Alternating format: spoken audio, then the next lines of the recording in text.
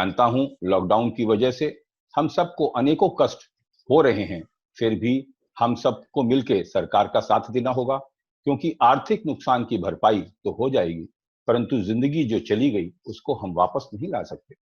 मैं आशा करता हूं कि आप सब घर पर होंगे और कुशल से होंगे। जैसा कि आप सब जानते हैं कि ये श्रृंखला पंडित मदन मोहन मालवीय जी के नाम से शुरू की गई है, अतः मैं ऐसे महान व्यक्तित्व के बारे में दो पंक्तियों में कहना चाहूंगा कि महामना वही व्यक्ति हो सकता है जिसके संकल्प सदा महान हो और लोक कल्याण की भावना से पूर्ण हो। चाहे शिक्षा के क्षेत्र में या राजनीति के क्षेत्र में मालवीय जी का कोई भी विरोधी उन पर यह आरोप कभी नहीं लगा सकता था कि उन्होंने कोई भी कार्य जनता के हितों के विरुद्ध किया है। आज के विषय के संदर्भ में मैं कहना चाहूंगा कि भारत एक विविधताओं का देश है और आज 70 सालों के बाद भी हम भ्रमित हैं कि कौन सी भाषा को अपनाएं, परंतु मालवीय जी उस समय की सारी भाषाओं यानी हिंदी, संस्कृत, अंग्रेजी और उर्दू के प्रकांड विद्वानों थे। अतः जब हम सब विद्वान अधिवक्ता कहलाने में गर्व महसूस करते हैं तो हमें एक से अधिक भाषा को सीखने का कष्ट तो उठाना ही होगा। इस श्रृंखला के पहले दिन आपने डॉक्टर बाल मुकुंद पांडे जी और माननीय कामेश्वर नाथ मिश्र जी को सुना और दूसरे दिन अशोक मेहता वरिष्ठ अधिवक्ता और नलिन त्रिपाठी के विचार सुने। इस कड़ी में आज इस श्रृंखला के तीसरे दिन की चर्चा का विषय है भारतीय भाषाएं और हमारा संविधान, और आज के मुख्य वक्ता हैं श्री राकेश द्विवेदी, सीनियर एडवोकेट।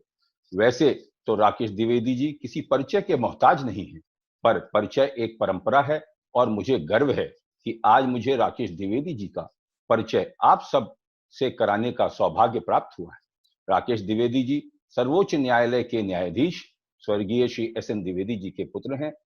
राकेश द्विवेदी जी ने इलाहाबाद उच्च न्यायालय में वकालत की शुरुआत की और उत्तर प्रदेश सरकार के अतिरिक्त महाअधिवक्ता भी रहे और 1997 से वो सर्वोच्च न्यायालय में वरिष्ठ अधिवक्ता के रूप में सफलतापूर्वक काम कर रहे हैं। राकेश द्विवेदी जी दीवानी और संवैधानिक मामलों के विशेषज्ञ हैं।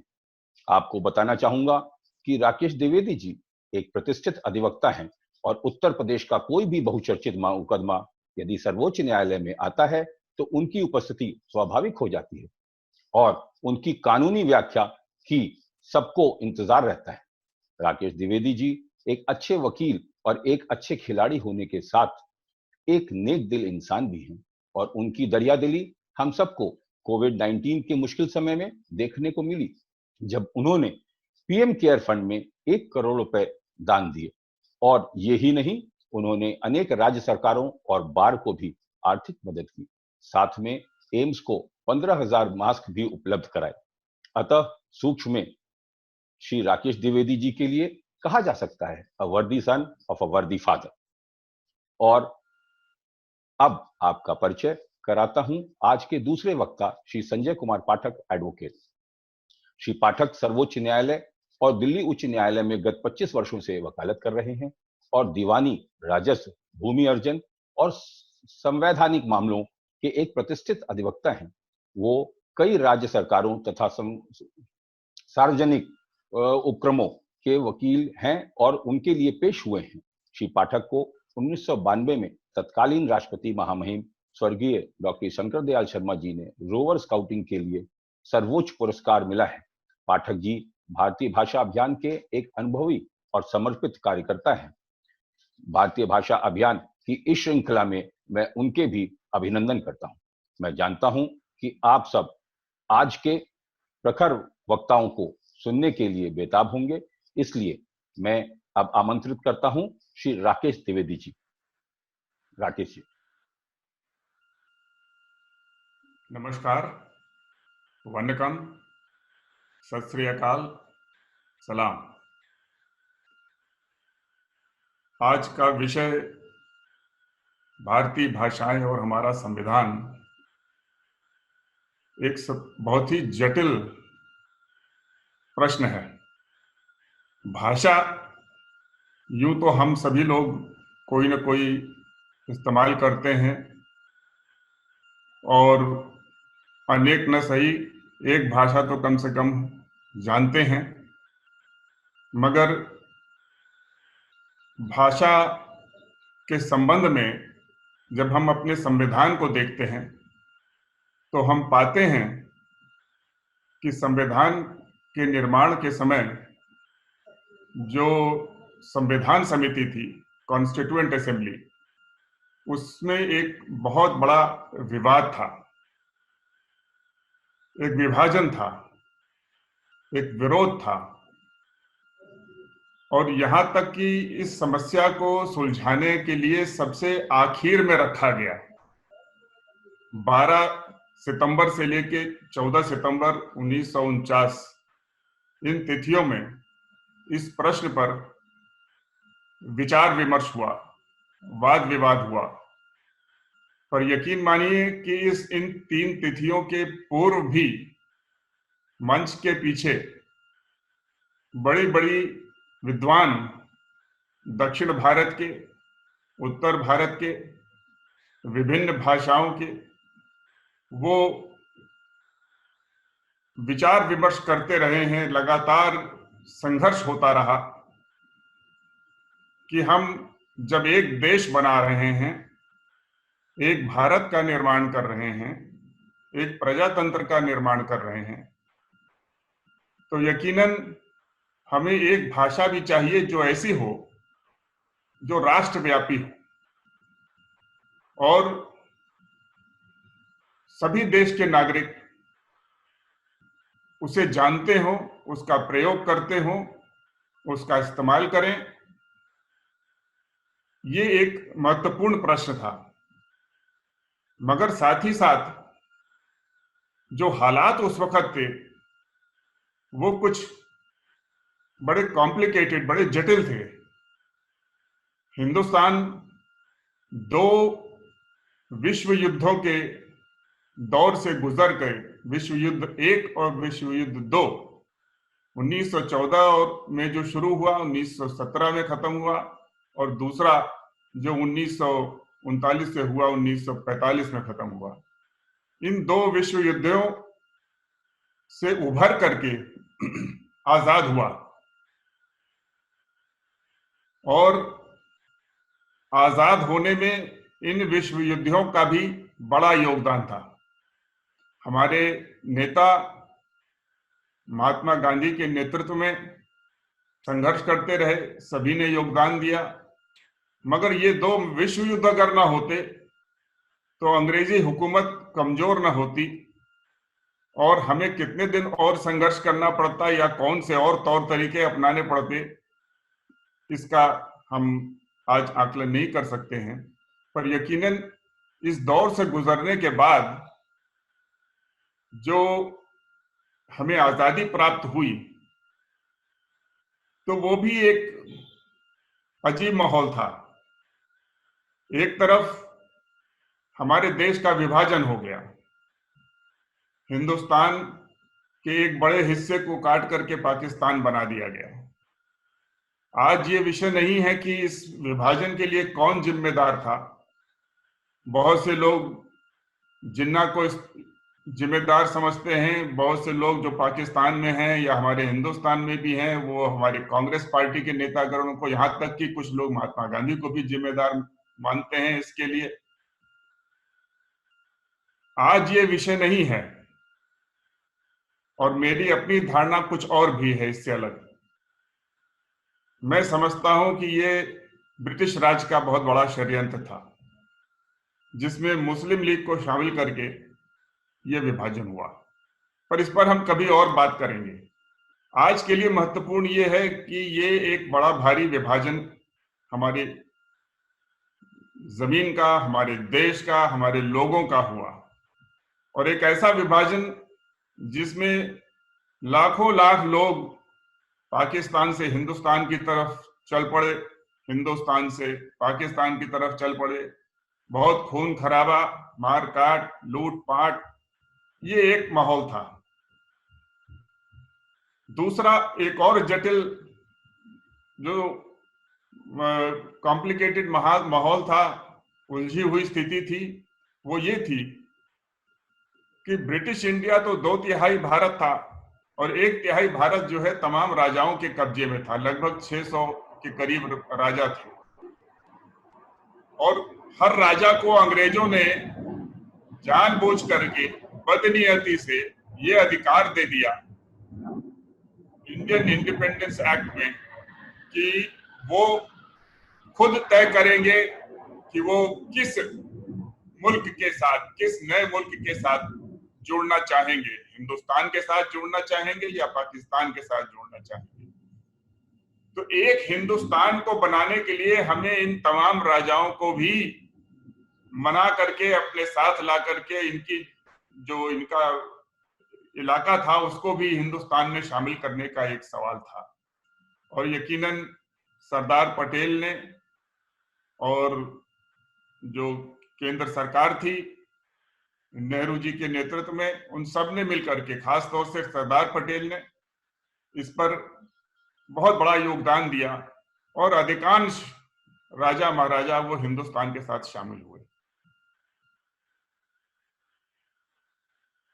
थोड़े में बात यह है कि इस माहौल में हमको एक देश बनाना था। अब आप अंदाज लगा सकते हैं कि एक तरफ हम इससे जूझ रहे हैं और ये हालात थे जबकि हमारी संविधान सभा बैठ करके विचार कर रही थी और दूसरी ओर तमाम भाषाएं थी जो देश में के अलग अलग इलाके में बोली जा रही थी। दक्षिण भारत में मलयालम, तमिल, कन्नड़, तेलुगु, असम में असमीज, अगर आप गिनते जाएं तो आज आप पाएंगे, जैसे अपने संविधान को देखें, 8वीं शेड्यूल में, 8th शेड्यूल में कम से कम 22 भाषाएं हैं और पहले जब संविधान बना था तब 15 भाषाएं थी, बाद में और जोड़ दी गई। तो इतनी सारी भाषाएं देश में बोली जा रही थी, तो जाहिर है कि ये भी एक संघर्ष होना स्वाभाविक था कि किस भाषा को हम सरकारी काम के लिए अपनाएं और किस भाषा को हम राष्ट्रभाषा का दर्जा दें। किसी ने कहा कि हिंदुस्तानी होनी चाहिए, किसी ने कहा उर्दू होना चाहिए, किसी ने कहा संस्कृत होना चाहिए।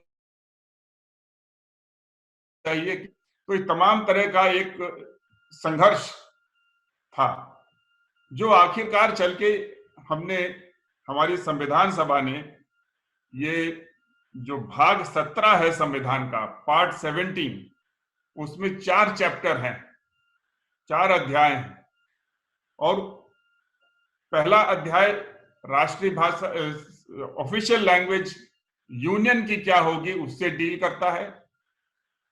दूसरा अध्याय रीजनल लैंग्वेज क्या होगी और तीसरा अदालत की भाषा क्या होगी। चौथा जो विशेष निर्देश थे वो उसमें रखे गए। इन चारों को अध्यायों को आप पढ़ेंगे जो आर्टिकल 343 से लेकर के 351 तक हैं, तो आप पाएंगे कि एक बड़ा पेचीदा सा समझौता हुआ। एक सीधा साधा समझौता नहीं था, बड़ा पेचीदा सा था, बड़ा उलझा हुआ था। सबसे पहले हम देखते हैं कि इस पार्ट का जो नाम दिया गया, जो इसका कैप्शन है, वो ऑफिशियल लैंग्वेज है।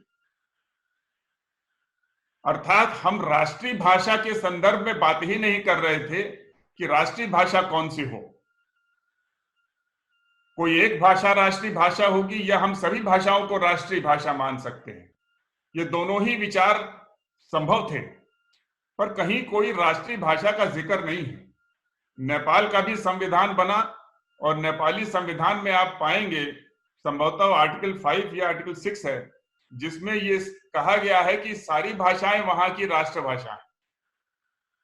तो हम यह भी कह सकते थे कि ये सारी भाषा हमारी राष्ट्रभाषा है, सब राष्ट्र में बोली जाती हैं, तो हम कोई इसमें विरोधाभास नहीं था कहने में। और अगर हम राष्ट्र की कोई एक भाषा ढूंढ रहे थे तो हम उस भाषा को राष्ट्र का दर्जा भी दे सकते थे, पर ऐसा ना करके हमने पूरे अध्याय को ऑफिशियल यानी सरकारी कामकाज के संदर्भ में ही भाषा का हमने समझौता प्रतिपादित किया। और यहां पर भी जब हम ऑफिशियल लैंग्वेज के लिए बात कर रहे थे कि यूनियन की लैंग्वेज क्या होगी, केंद्र की भाषा क्या होगी, ऑफिशियल लैंग्वेज। तो वहां हमने 243 में ये तो कहा कि हिंदी देवनागरी लिपि के साथ ऑफिशियल लैंग्वेज होगी जो सरकारी कामकाज के लिए इस्तेमाल की जाएगी, मगर हमने जो देवनागरी न्यूमरल है उनको नहीं अपनाया और ये कहा कि जो अंतरराष्ट्रीय स्वरूप है भारतीय न्यूमरल्स का, international form of Indian numerals, वो जो है रखा जाएगा। तो हमने हिंदी को थोड़ा सा तोड़ करके एक हिस्सा हटा करके न्यूमरल का, उसको ऑफिशियल पर्पसेस के लिए, उपयोग के लिए उसको हमने दर्जा दिया। एक सांस में हमने ये दर्जा दिया और दूसरी सांस में हमने ये कहा कि नहीं भाई, अभी 15 साल तक जो है अंग्रेजी ही चलेगी। पहले एक ये था कि साहब 5 साल के लिए कर दिया जाए, एकदम से कोई अब्रप्ट चेंज नहीं होना चाहिए, धीमी गति से ग्रेजुअल होना चाहिए। तो इसलिए चलिए 5 साल के लिए अंग्रेजी को चलने दिया जाए। ये हुआ साहब नहीं, चलिए 10 साल के लिए कर दिया जाए। आखिरकार चल के वो 15 साल के लिए किया गया। तो 15 साल के लिए हमने अंग्रेजी को, और जब आयंगर साहब इस पार्ट को रख रहे थे संविधान सभा में, तो उन्होंने कहा कि उनका तो ये मत है कि अभी ये अंग्रेजी भाषा और लंबे समय तक चलेगी। तो एक पूर्वाग्रह था, एक ऐसा विचार था कि अंग्रेजी जो यहां 200 साल से पनप रही थी, जो अंग्रेजों ने हमारे ऊपर थोप दिया था, उसके फायदे क्या हुए और नुकसान क्या हुए वो एक अलग विषय है। पर इस भाषा को इस्तेमाल करते करते एक तबका ऐसे था जो उच्च स्तर पे, जो अंग्रेजी से अभ्यस्त अपने आप को अधिक समझता था और उसको ये लगता था कि हम आगे भी अंग्रेजी ही चलाते रहेंगे।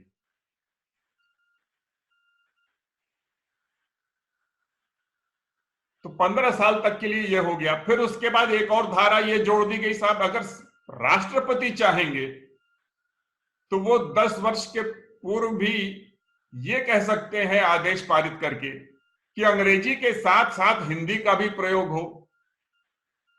अर्थात ये कि अगर राष्ट्रपति और केंद्र सरकार, राष्ट्रपति हमारे संविधान में क्या होता है, केंद्र सरकार, क्योंकि वो उसकी एड एंड एडवाइस पे काम करता है, बाध्य है, वो अपना दिमाग मस्तिष्क नहीं लगाता, वो एक रबर स्टैंप है।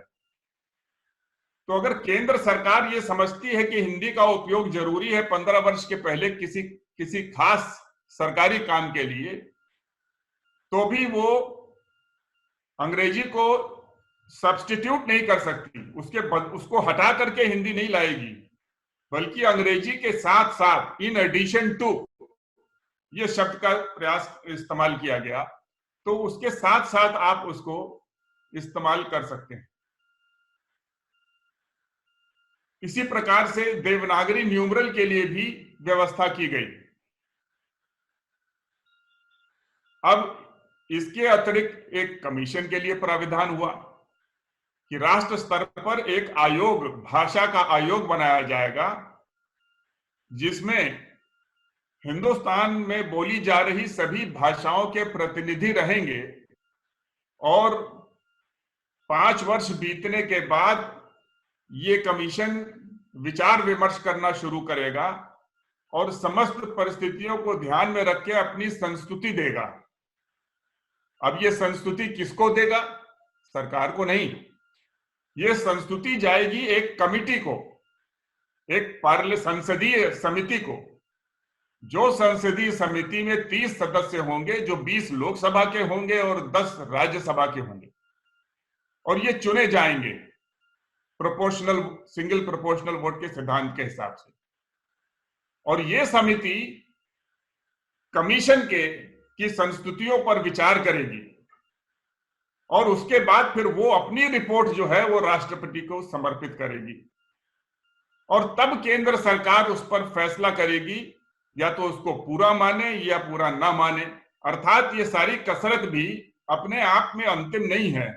अगर कमीशन और आयोग संस्तुति कर भी दें कि हिंदी को राष्ट्रीय भाषा बनाया जाए या ऑफिशियल लैंग्वेज के तौर पर पूरी तरीके से लागू किया जाए तो भी अंतिम निर्णय केंद्र सरकार का होगा और वो इससे बाध्य नहीं है।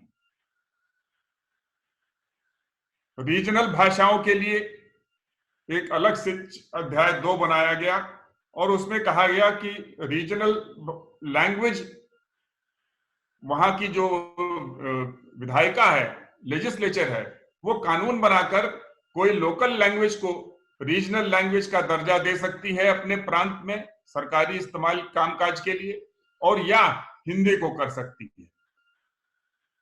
क्योंकि हिंदी कई प्रांतों में बोली जा रही थी, इसलिए हिंदी का उसमें विकल्प अपने आप रखा गया। यह भी सवाल उठा कि अगर एक प्रांत दूसरे प्रांत से बातचीत करता है किसी विषय पर, तो फिर वो किस भाषा में करेगा? तो ये हुआ कि साहब जिस भाषा पे अब तक करते आ रहे हैं उसी पे करें, या उस भाषा पे करें जिसमें वो दोनों सहमत हो। तो सहमति की बात यहां पर डाली गई और हिंदी के बाबत भी सहमति हो सकती है। तो ये रीजनल लैंग्वेज का भी एक उसमें मिश्रण डाला गया। रह गई अदालत की बात। अब हिंदी ऑफिशियल लैंग्वेज है, 15 साल तक टाल दी गई है, मगर उसके बाद अदालत में अंग्रेजी चलेगी जब तक कि कोई कानून बना करके वहां पर भाषा बदली ना जाए, या प्रांत में जो लेजिस्लेचर है वो कानून बना करके अपनी अदालत के लिए हिंदी का या किसी लोकल भाषा का आदेश पारित न करे। तो अदालत की स्थिति एक तीसरी बनाई गई। और सबसे महत्वपूर्ण चौथा था, जो स्पेशल डायरेक्टिव दिए गए वह बड़े महत्वपूर्ण है, क्योंकि जो अध्याय 4 है उसमें पहली बात तो हुई कि अगर किसी को कोई तकलीफ है, ग्रीवांस है, और अगर उसकी संबंध में शिकायत करना चाहता है शासन को, तो वो किसी भी भाषा में कर सकता है। ये आर्टिकल 350। फिर 2 आर्टिकल 350A और 350B बाद में डाले गए, जिसमें यह कहा गया कि लिंग्विस्टिक माइनॉरिटी के लिए एक व्यवस्था होनी चाहिए कि प्राथमिक शिक्षा उनकी अपनी भाषा में हो, और इसके लिए एक विशेष अधिकारी भी कायम किया गया। और आखिर में आर्टिकल 351 रखा गया, जो कि बहुत ही महत्वपूर्ण है आज की स्थिति के लिए, जिसमें ये डायरेक्टिव दिया गया, ये निर्देश दिया गया। एक प्रकार से ये जैसे डायरेक्टिव प्रिंसिपल्स हैं हमारे पार्ट 4 में, मार्गदर्शक सिद्धांत, उस तरीके से ये मार्गदर्शक सिद्धांत हैं इसके अंदर। और उसमें ये कहा गया कि ये केंद्र की ड्यूटी होगी कि वो हिंदी भाषा का इस्तेमाल उसको प्रमोट करे, उसके विकास में जो कुछ कर सकती है वो करे। सो प्रमोशन और उसके विस्तार में, स्प्रेड में, so promotion and spread of Hindi language, ये दायित्व केंद्र सरकार के ऊपर है। दूसरा दायित्व ये है कि वो उसको इस प्रकार से डेवलप करे, विकसित करे कि वो हिंदुस्तान के जो तमाम लोग हैं उनके लिए एक मीडियम ऑफ एक्सप्रेशन बने, अभिव्यक्ति का माध्यम बने।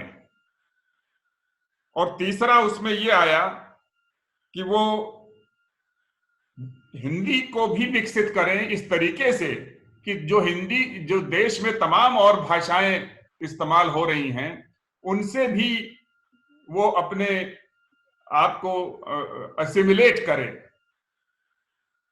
आत्मसात करे, या उसमें से मतलब हम हर भाषा से लेकर के कुछ ना कुछ करें, इसको विकसित इस ढंग से हो कि सबको लगे कि सबकी भाषा का इसमें मेल है, सब सम्मिलित हैं उसमें। जैसे आज हम पाते हैं कि अंग्रेजी भाषा पूरे विश्व की तमाम भाषाओं से कुछ न कुछ ले रही है और उसको इस तरीके से विकसित करने का प्रयास कर रही है कि वो अंतरराष्ट्रीय भाषा बन जाए। उसी प्रकार से हिंदी को भी अगर देश में हमें स्थापित करना है राष्ट्रभाषा के तौर पर, देश की एकमात्र ऑफिशियल भाषा के तौर पर, अंग्रेजी को विस्थापित करके पूर्ण रूप से, तो हमें सभी भाषाओं से कुछ न कुछ लेके चलना है ताकि सभी लोग उसको अपनी भाषा समझने लगे और उसको उस तरीके से करें। तो ये एक बड़ा पेचीदा सा समझौता उस वक्त हुआ। अब इस वक्त अगर आप तमाम लोगों के विचार, संविधान सभा में जो वाद विवाद हुआ उसको पढ़ेंगे, बहुत जरूरी है उसको पढ़ना, उससे पता चलता है कि क्या क्या सवाल उठे और क्या मानसिकता थी उस वक्त की।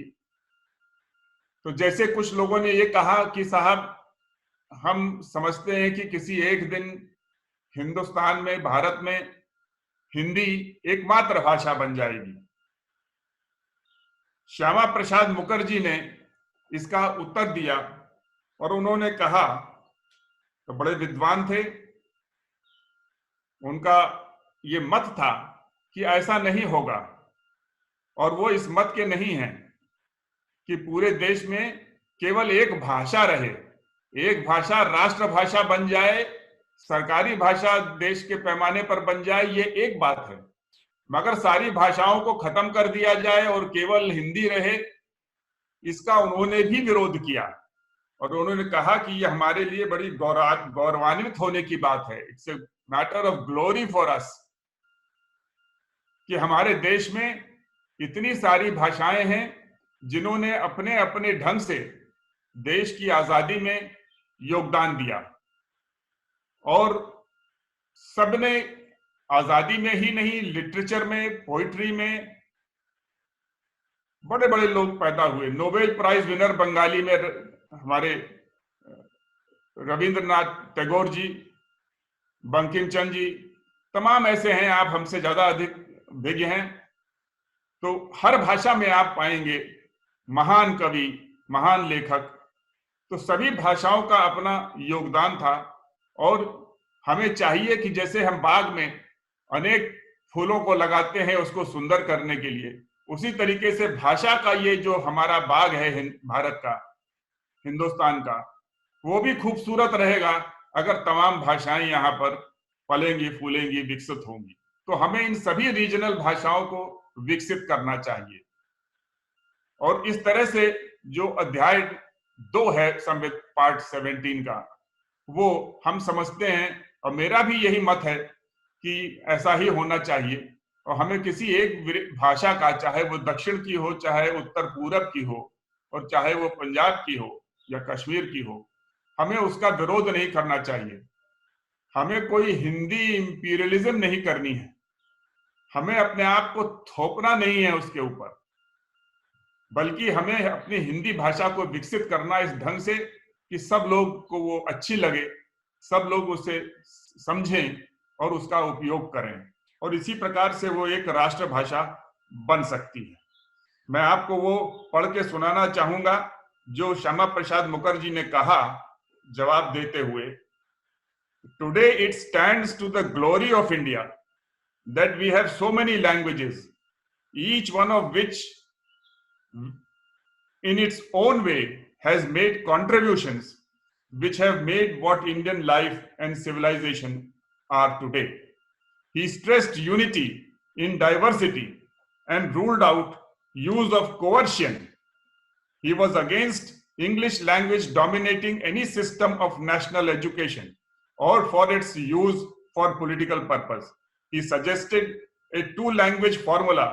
He suggested development of Hindi language by making it worthy of that position, replacing English language and allowing it to absorb by natural process words and idioms, not only from Sanskrit, but also from other sister languages of India.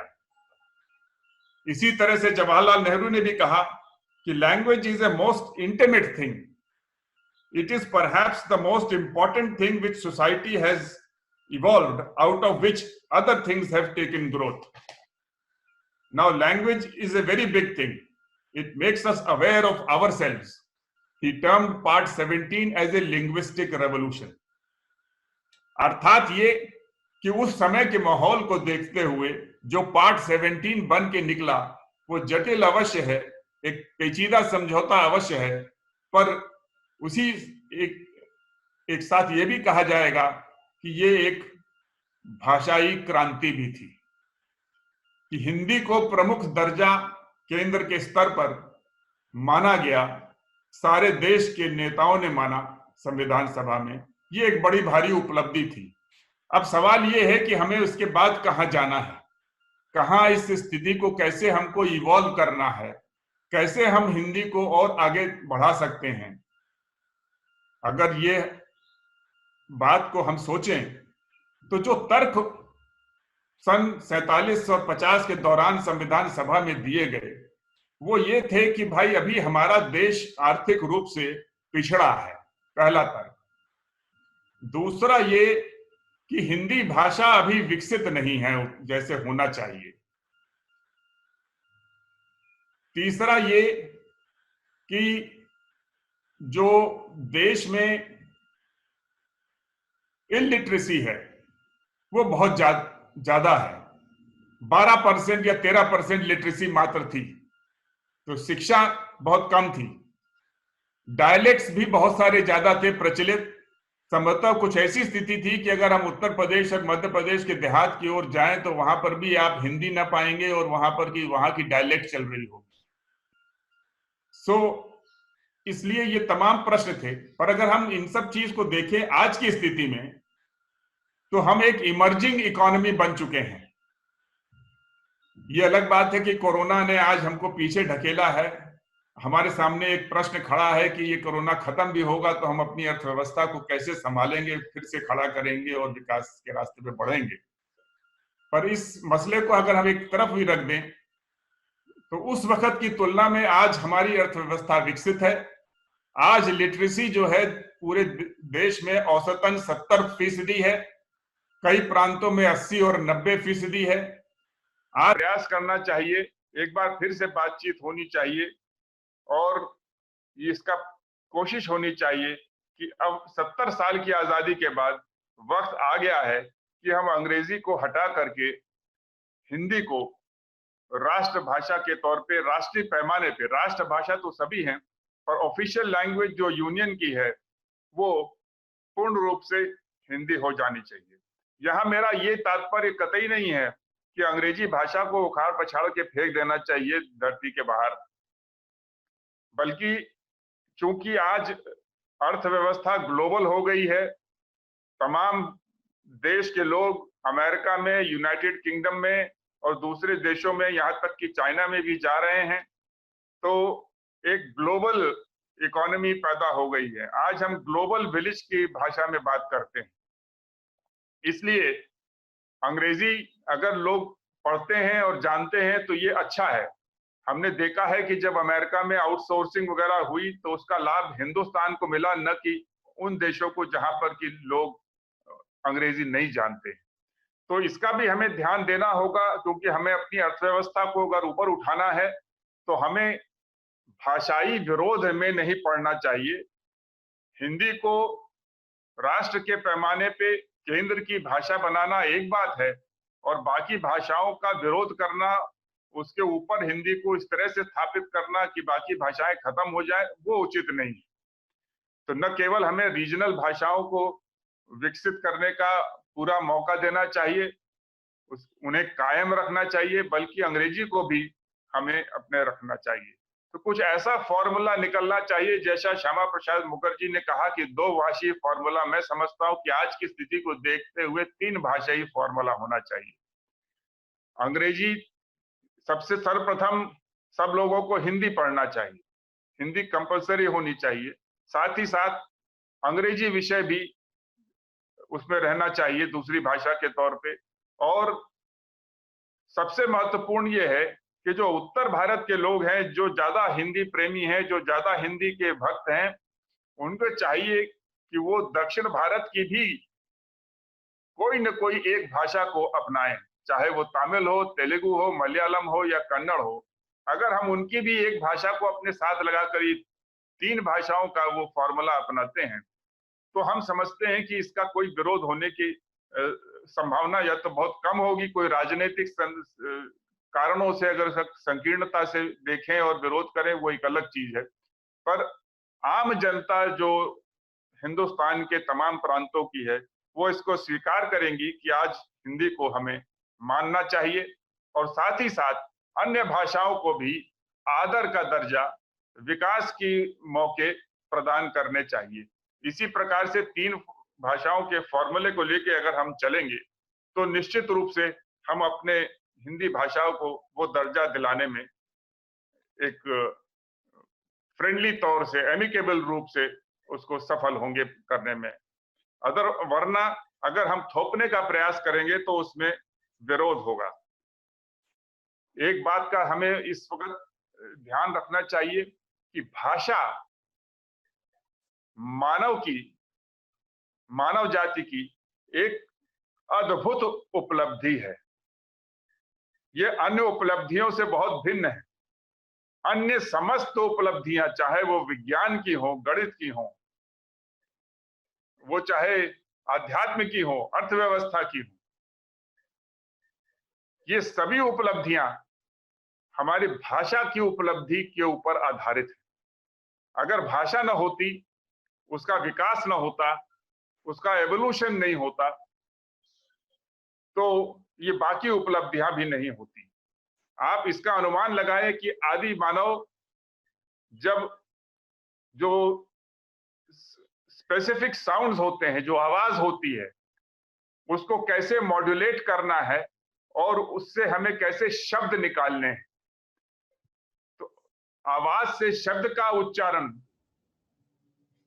और शब्द को एक structure देना, जैसे हम अपनी हिंदी में मात्रा देते हैं अ आ इ उ उ, इस तरीके से क ख ग घ, हमने अपनी भाषा को, आवाज को एक सिंबल का साथ जोड़ा। अगर हम का कह रहे हैं तो उसको एक सिंबल का रूप दिया। तो साथ साथ शब्दों के जब पैदा हुए, शब्द से वाक्य बने और वाक्य से विचार बने, और विचार से जो है जब हम आगे बढ़े हैं, सोचना शुरू किया है, तो हमने आध्यात्म भी पैदा किया, हमने विज्ञान भी पैदा किया और हम आगे बढ़े हैं। कभी ज्यादा विकास हिंदुस्तान की ओर से एशिया की तरफ से हुआ, तो कभी अरबी मुल्कों की तरफ से हुआ, तो कभी पश्चिम देशों की तरफ से हुआ। आज पूरी दुनिया में सब मिल करके वैज्ञानिक विकास हो रहा है, आर्थिक विकास हो रहा है, और इन सब विकास में इन सारी उपलब्धियां जो हो रही हैं, इन सब के पीछे भाषा का आधार बना है। तो इसलिए भाषा एक ऐसी चीज है जो इंसान को इंसान से जोड़ती है। जब हम एक भाषा को दूसरी भाषा के विरोध में खड़ा करते हैं तो झगड़े होते हैं। वो स्थिति आज कतई नहीं हो सकती। हम अपने देश में तमाम भाषाओं के प्रति अगर विरोध का रुख रखेंगे तो दिक्कत है। अगर हम अपनी भाषा को दुनिया की अन्य भाषाओं के विरोध में रखेंगे तो भी मुश्किल है। तो इसलिए आज केवल 3 भाषाएं देश की नहीं, कोई न कोई एक विदेशी भाषा भी जानना बहुत जरूरी है। आज अगर हमें चीन को समझना है तो हमको वो भाषा सीखनी पड़ेगी। आप सोचिए कि जब संस्कृत को जानने की बात थी, देश हिंदुस्तान को समझने की बात थी, तो मैक्स म्यूलर और तमाम अन्य लोग जो विदेश से थे, जर्मनी से थे, फ्रांस से थे, वो हिंदुस्तान आके उन्होंने संस्कृत सीखी। तब उसको वो समझ पाए, वेदों को पढ़ पाए, उनकी मूल प्रतिलिपियों को पढ़ पाए, महाभारत को पढ़ पाए, रामायण को पढ़ पाए। अगर हम दूसरी भाषाओं को जानेंगे तो हम उन देशों को ज्यादा जान पाएंगे और तब हम उनसे ज्यादा समझ सकते हैं कि वो लोग कैसे सोचते हैं।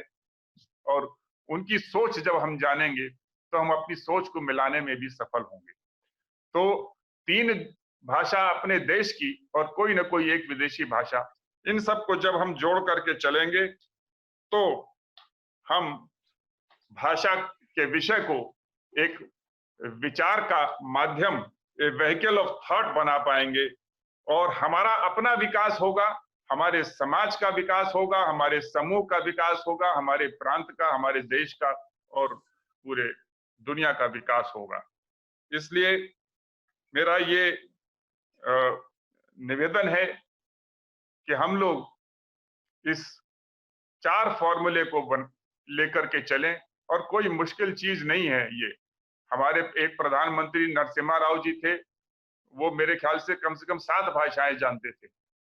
हिंदी में भी पारंगत थे, अंग्रेजी में भी, दक्षिण भारत की भाषा में भी, तेलुगु में भी, उर्दू में भी।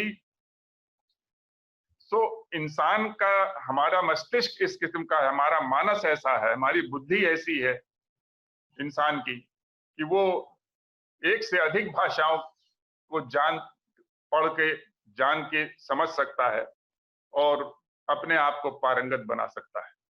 यही एक मार्ग है जिससे हम देश के इंटीग्रिटी को जोड़ सकते हैं, सभी भाषाओं के को एक न्याय दे सकते हैं, आदर दे सकते हैं, और देश में एक ऐसी भाईचारा, फ्रेटर्निटी स्थापित कर सकते हैं जो डिग्निटी के आधार पर खड़ी हो, स्थापित हो।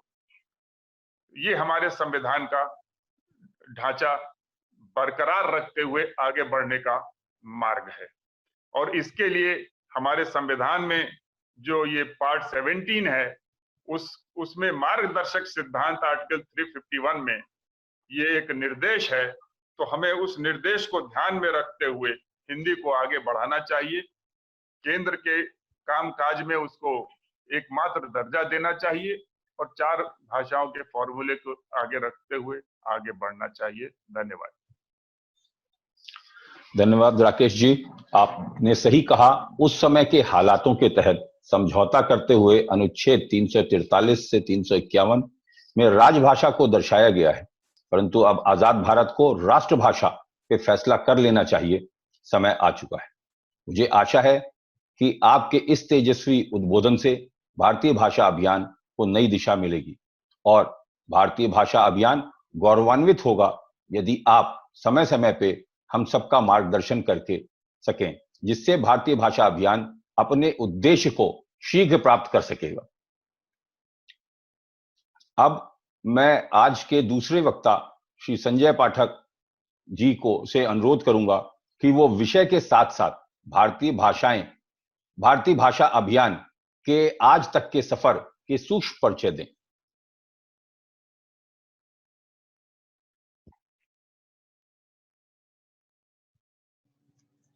धन्यवाद नलिन जी।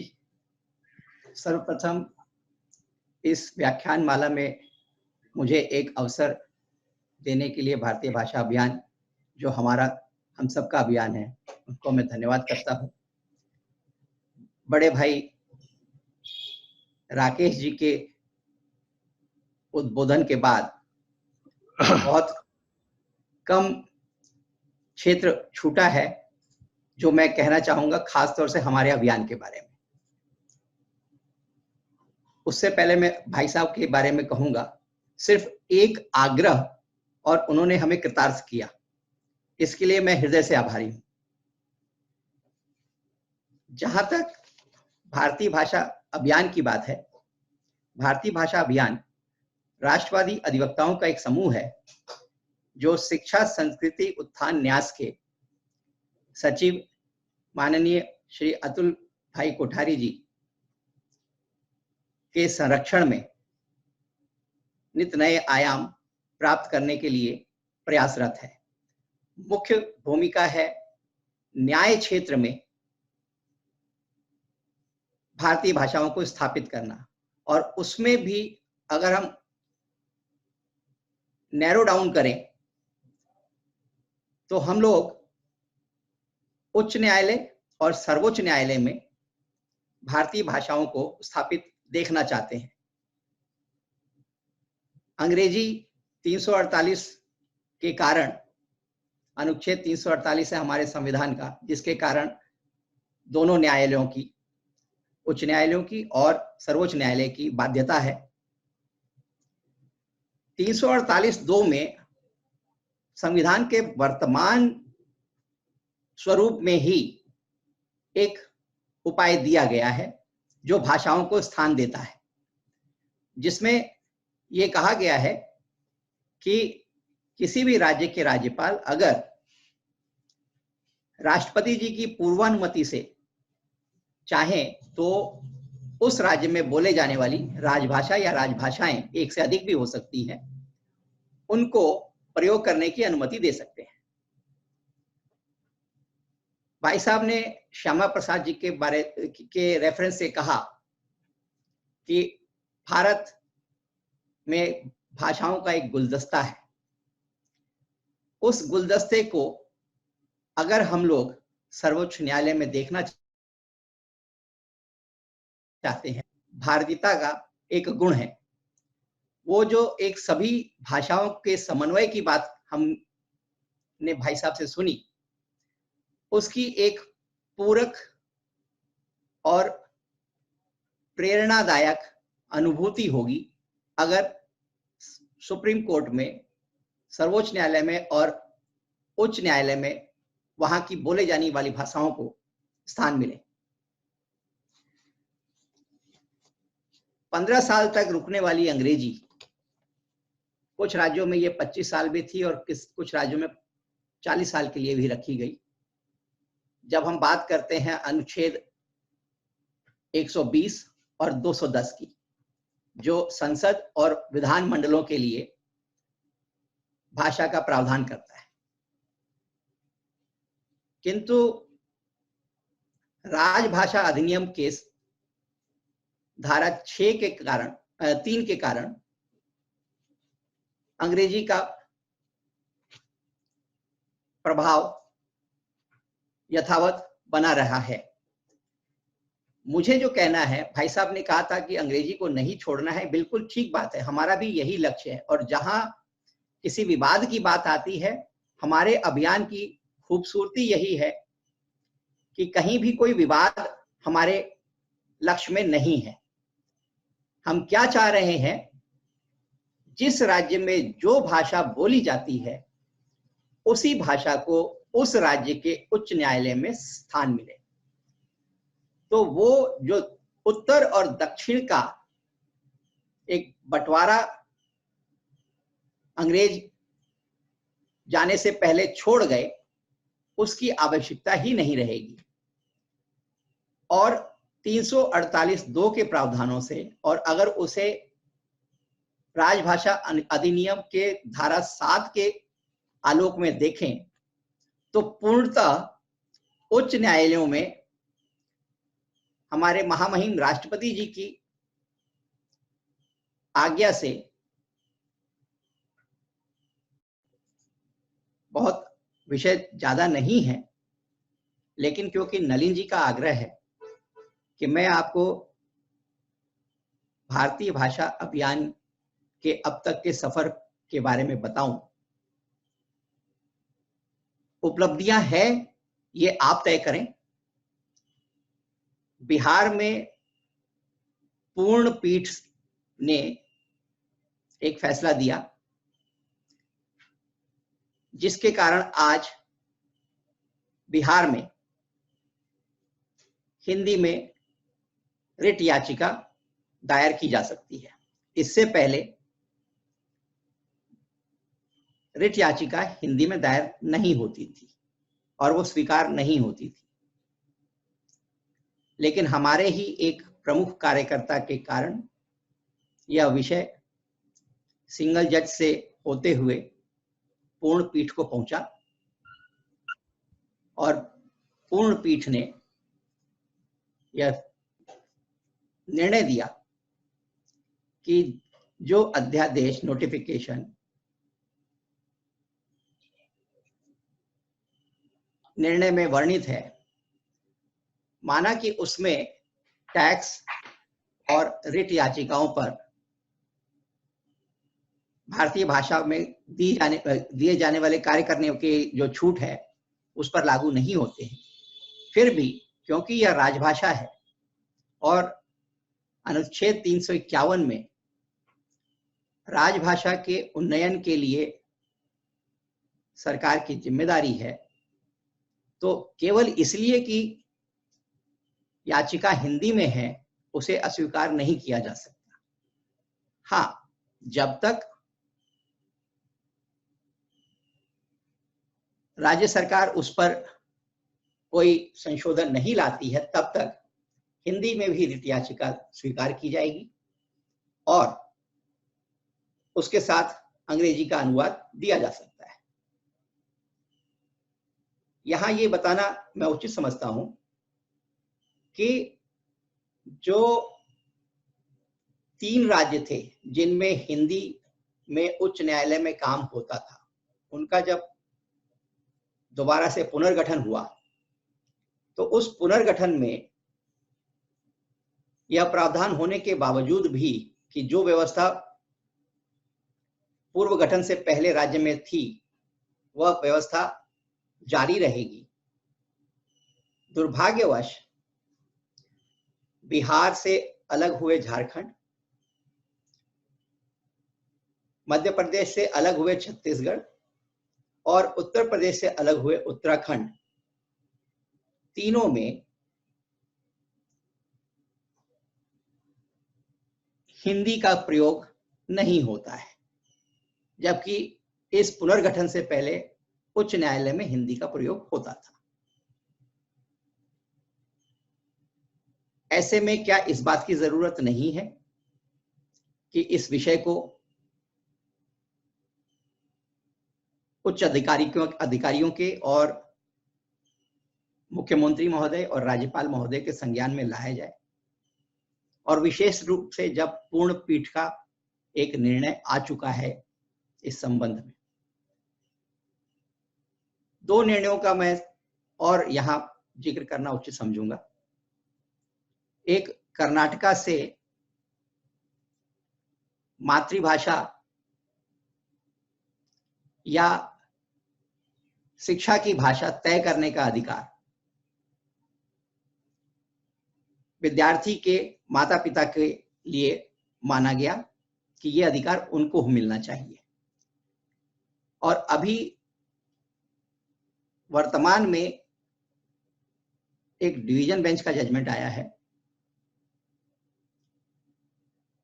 जिसमें अंग्रेजी की बात की गई थी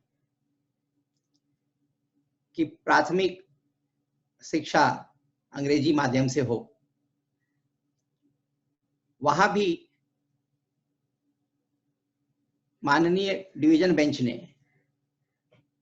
यह निर्णय सुनाया कि भाषा चुनने का अधिकार अनुच्छेद 19(1)(a) में अंतर्निहित है।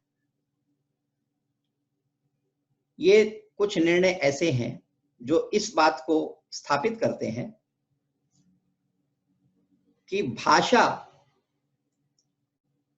अनुच्छेद 19(1)(a) में दी गई वाक स्वतंत्रता, जो वाणी की और अपना भाषा चुनने की जो स्वतंत्रता है, उसका एक भाग है।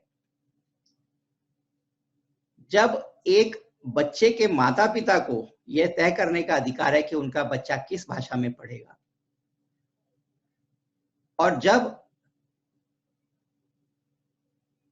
ये निर्णय आ जाते हैं कि अंग्रेजी किसी पर लादी नहीं जा सकती, भाषा का चयन नागरिक का अधिकार है, उसके मौलिक स्वतंत्रता का अधिकार है, जिसमें वो अपनी भाषा में बात करने के लिए स्वतंत्र है, अपने विचार रखने के लिए स्वतंत्र है, तो क्यों नहीं वही स्वतंत्रता न्यायालयों में वादकारियों का पक्ष रखने के लिए उपलब्ध हो। ये समय है कि हम इस अभियान को इस नजरिए से भी देखें। यहां मैं कुछ हमारे माननीय न्यायाधीशों का उल्लेख करूंगा। दिल्ली उच्च न्यायालय से हमारे आग्रह पर प्रारंभ में सिद्धार्थ मृदुल जी, बदर दुरेज अहमद जी साहब,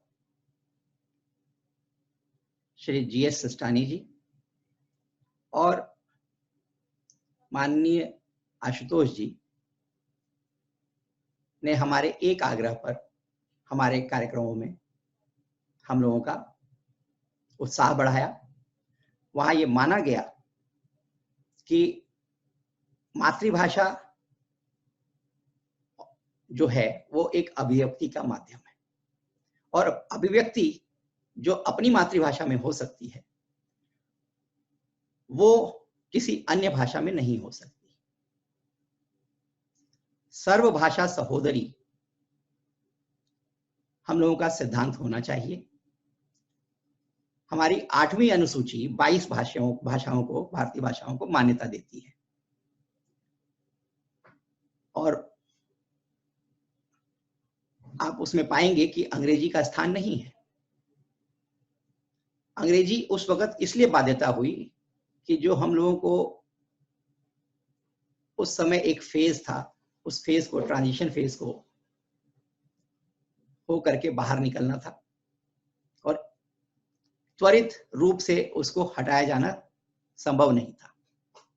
यहां मैं फिर स्पष्ट करूंगा कि हमारा किसी भाषा से विरोध नहीं है, और अग्रज राकेश जी ने कहा भी कि हम लोगों को सबको साथ लेके चलना पड़ेगा।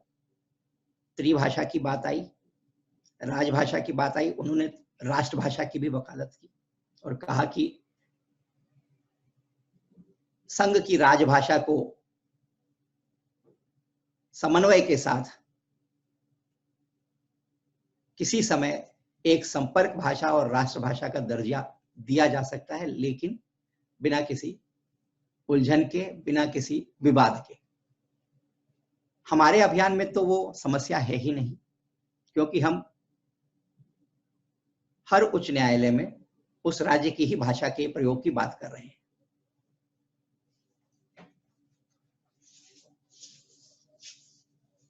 कुछ कार्य हैं जो हमारे माननीय अतुल कोठारी जी कहते हैं कि हमें अपने से शुरुआत करनी पड़ेगी। क्या हम अपने हस्ताक्षर अपनी भाषा में करते हैं क्या? क्या हम अपना नाम पट्टिका अपनी भाषा में लगाते हैं क्या? और कुछ इसी तरह के प्रश्न हम अपने आप से पूछ सकते हैं। अगर जवाब ना में है तो क्यों न हम आज से शुरू करें।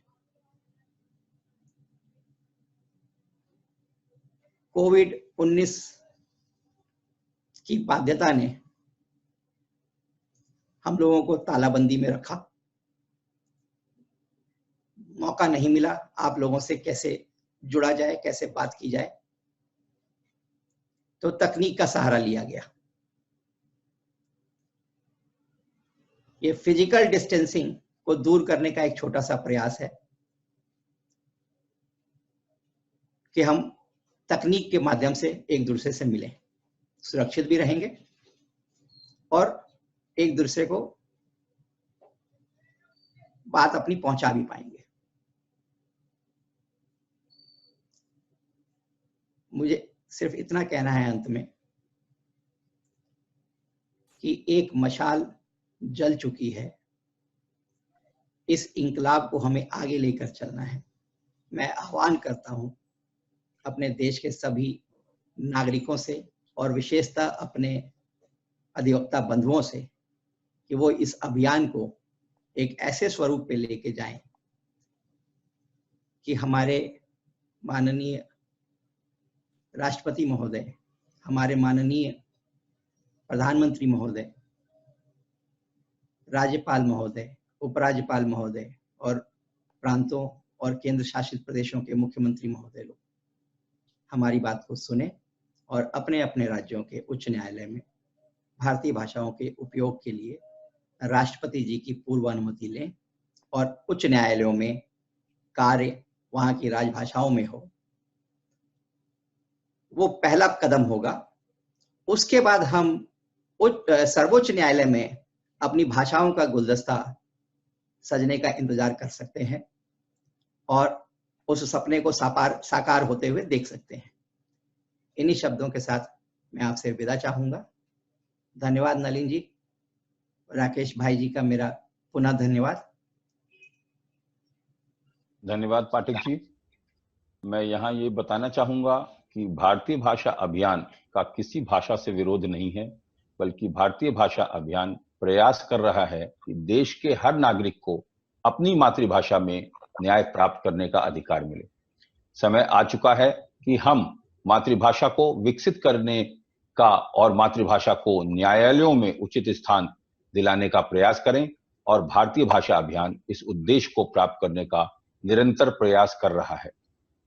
समय की प्रतिबद्धता है, इसलिए इस चर्चा को हम यहीं समाप्त करते हैं और आशा करते हैं कि आप सब को भारतीय संविधान में भारतीय भाषाओं के स्थान की जानकारी मिल गई होगी। इस मंच को छोड़ने से पहले आप सबसे एक छोटा अनुरोध कि आप लोग जिन्होंने अभी तक पीएम केयर में अपना योगदान किसी कारणवश नहीं कर पाए हैं, जल्द से जल्द करें और आरोग्य सेतु ऐप को जरूर डाउनलोड करें और सुरक्षित रहें।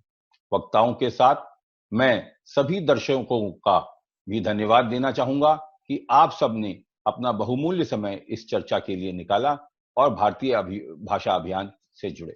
नमस्कार।